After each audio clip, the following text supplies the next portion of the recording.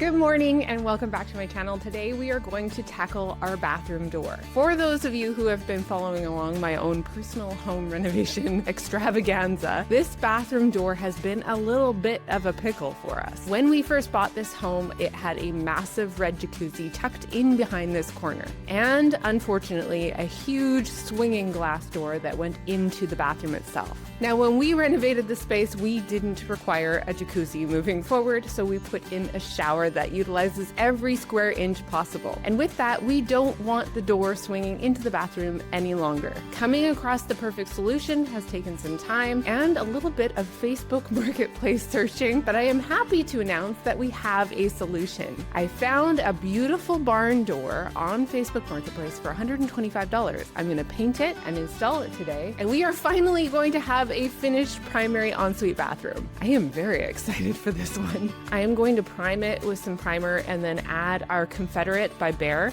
over top of that so that it blends seamlessly with the rest of our interior doors. So the first step is to paint. Okay, let's evaluate the state of this paint. Anybody else take on an entire home renovation and you just find that you've got like 50 paint cans that are half used? That is our story. This has definitely not been used in quite some time. This is the Bullseye 123 paint. I got it at Home Depot. Stirred up really well because it's really settled. This stuff goes on anything. It will just cake it in the loveliest way. Makes painting a lot easier.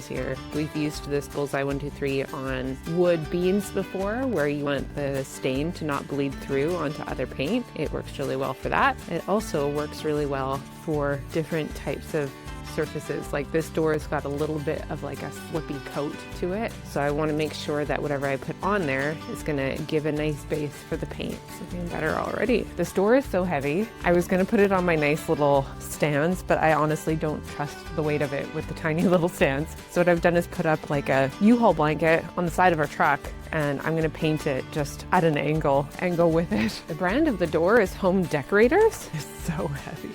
We're gonna waddle her over. There we go.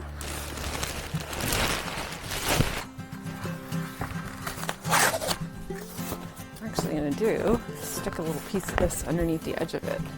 I know myself, and I'm definitely gonna bloop.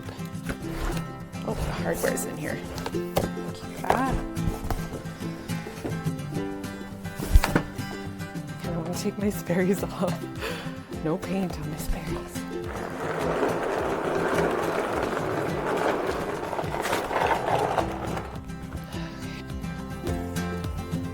Oh, that works.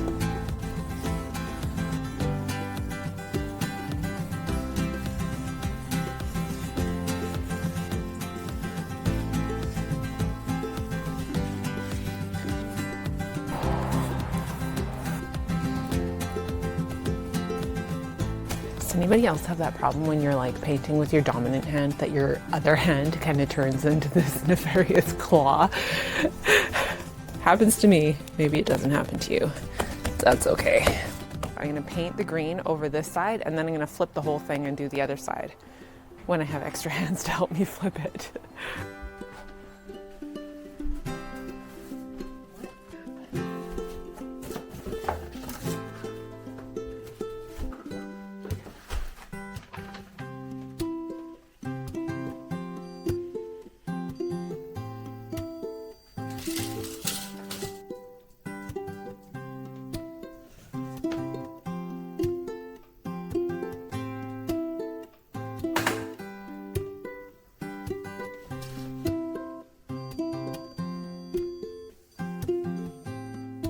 I came up against a bit of an issue because the rail hardware that holds the barn door itself only has certain holes on it, and the holes aren't lining up with where our construction studs are for the ability to hold this really heavy door. So what I've gone ahead and done is I've pre-drilled holes into a solid piece of white oak that I'm going to put up against the wall. I've found exactly where the stud starts and ends so that I can mark on the oak where the anchor drill marks are going to go, and I'm going to pre-drill for those as well. So essentially, phase 1, cut a piece of oak. Phase 2, to pre-drill the hardware piece that's going to hold the rail, and then phase 3 is to pre-drill for the pieces that are going to hold it to the actual studs. This is not only going to be a great sturdy solution to hold the door itself, it is also going to be really beautiful because we have used this exact white oak as trim throughout other areas of our house. We've upgraded our stairs and put a piece of trim detail there, so it's going to match the rest of the upgrades in our house. I'm very excited for this very accidental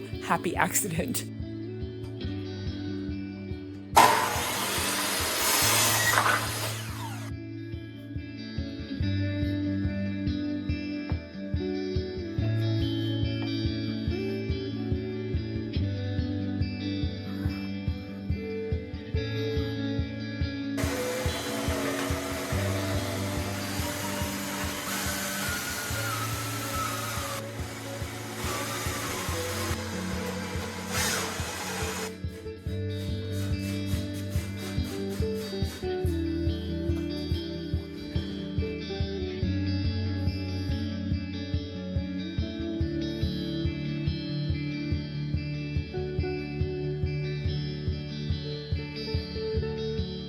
I do get some of you who reach out and like, hey, Paige, how do you do all the stuff that you do? And it's like, the real answer is badly. I'm not an expert painter. I am about as least expert as they come. My mom would agree with you because generally when we're doing painting projects, she's here doing the painting because I genuinely suck at painting. But does it stop me from getting in there and doing home renos? No. Do I get maybe a little bit better every single time? Yeah, maybe. Marginally. Enough to make me want to keep going, apparently. But probably only that amount. That is the best part about doing things, is that everybody sucks at them in the beginning, no matter what it is that you're doing. And to keep going through the suck is the best part about everything. So if you are starting something new and you suck at it, you're not alone. It's probably the most human experience out there. So just pick up a paintbrush, go for a run, try Taekwondo, cook a new meal. It honestly doesn't matter what you're doing. Just do it wholeheartedly with the heart of learning from it, and you will go far. Hopefully farther than me painting this door.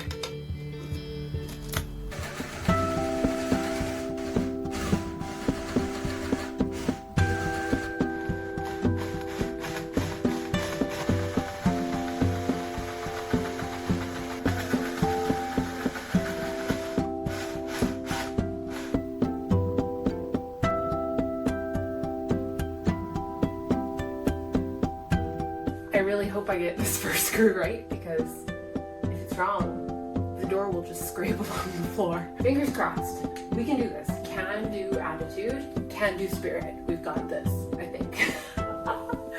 Let's give it a go.